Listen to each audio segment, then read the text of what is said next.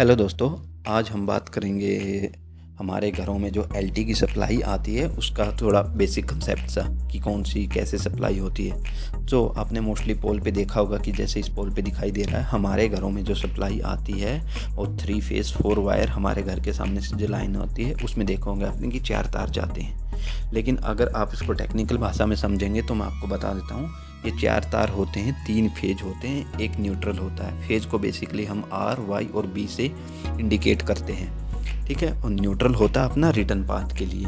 Return path मतलब circle को complete करने के लिए। इसको मैं कभी आपको बेसिक बता दूंगा, आज इसके बारे में बात करते हैं। तो इसमें जब भी हम घरों में सप्लाई देनी होती है तो एक तार, जो हम सिंगल फेज की सप्लाई लेते हैं उसमें एक तार हमारा हमेशा, जैसे कि इसमें इंडिकेट है, वो न्यूट्रल में ही कनेक्ट होना ज़रूरी है, ठीक है। और एक तार हमारा जो तीनों फेज में से किसी में भी कनेक्ट कर सकते हैं, आर में, वाई में और बी में। उसके बाद हमारे, आप हर जगह देखोगे वो आर वाई बी सिलेक्ट करते हैं ट्रांसफार्मर के लोड के हिसाब से।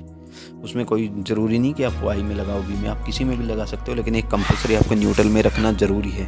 क्योंकि इसमें आप न्यूट्रल में नहीं रखोगे और दोनों आप फेज में लगा दोगे तो आपके घर में जो लाइट आएगी वो 220 नहीं, वो 440 हो जाएगी, 440, जिससे कि हमारे बेसिकली फ्रिज, कूलर, जो भी चीज़ हम यूज करते हैं सिंगल फेस वाली, वो चीज़ें डैमेज हो जाती हैं, जल जाती हैं। तो इसलिए जब भी आप घरों में सप्लाई कनेक्ट कर सकते हैं तो ध्यान रखें, हमेशा अपना तार न्यूट्रल में रखें और दूसरा आप किसी भी फेज में कनेक्ट कर सकते हैं, कि जैसे कि इसमें शो किया गया है।